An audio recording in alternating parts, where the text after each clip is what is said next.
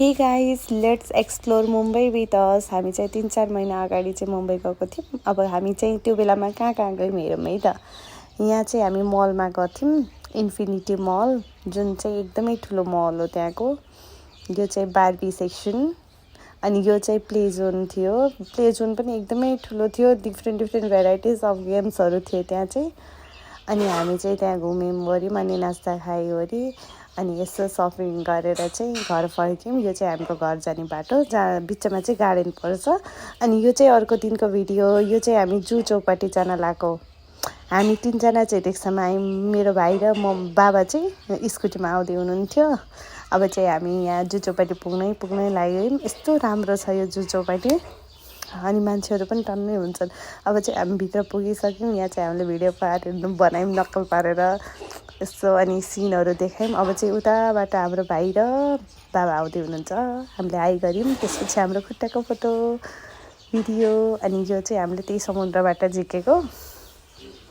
अनि यो चाहिँ सनसेट हेर्नु न कस्तो राम्रो देखिएछ। त्यसपछि फर्किने बेलामा चाहिँ हामी इस्कन पसेर आएको थियौँ।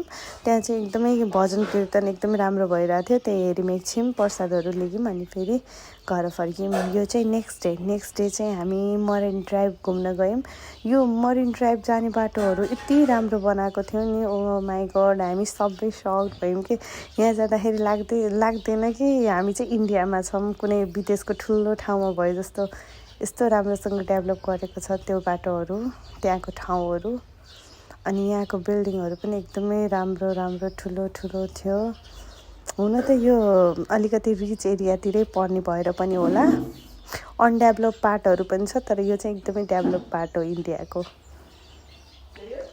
अनि यो चाहिँ हामी त्यही जाने बेलामा मरिन ड्राइभ चाहिँ अझै पुगेको छैन, अलि हामी बस्ने ठाउँभन्दा अलिकति धेरै टाढा छ। त्यही भएर अब चाहिँ हामी मरिन ड्राइभ आयौँ। मरिन ड्राइभको ढुङ्गाहरू यस्तो राम्रो हुन्छ नि। यो चाहिँ नाइट भ्यू है यो मरिन ड्राइभको।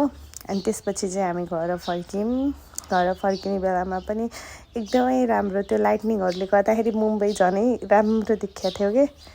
यस्तो राम्रो देखियो बाटोहरू, त्यो बिल्डिङहरूमा लाइट पोलेको। अनि यो चाहिँ एन्टिला हो अम्बानीको घर। अनि त्यसपछि हामीलाई भोक लाग्थ्यो, त्यही भएर एक ठाउँ झरेर चाहिँ हामीले नास्ता खाइवरी। यो चाहिँ अर्को दिनको हामी सिद्धिविनायक जाने बाटोमा चाहिँ परेवा घर रहेछ। परेवाहरू यति राम्रोसँग उडिरहेको थियो, के रहेछ भनेको त आखिर त्यहाँ परेवा घर रहेछ। अनि त्यसपछि हामी चाहिँ आज चाहिँ सिद्धिविनायक मन्दिर भिजिट गऱ्यौँ। अनि यो चाहिँ गजराहरू अनि फुल मार्केट पनि गयौँ। सिद्धिविनायकमा चाहिँ यति धेरै राम्रोसँग मालाहरू उनेर राखेको हुन्छ। यो चाहिँ हाम्रो घर पछाडिबाट देखिने भ्यू हो। यहाँ चाहिँ मेट्रोहरू चलेको चाहिँ यस्तो राम्रो देखियो। अनि यहाँ भिडियोमा क्लियरली नआए पनि आफूले हेर्दाखेरि चाहिँ यो सिन यति दामी देखिएको थियो। सो यति नै हो आजलाई guys, by by, hope you will like it.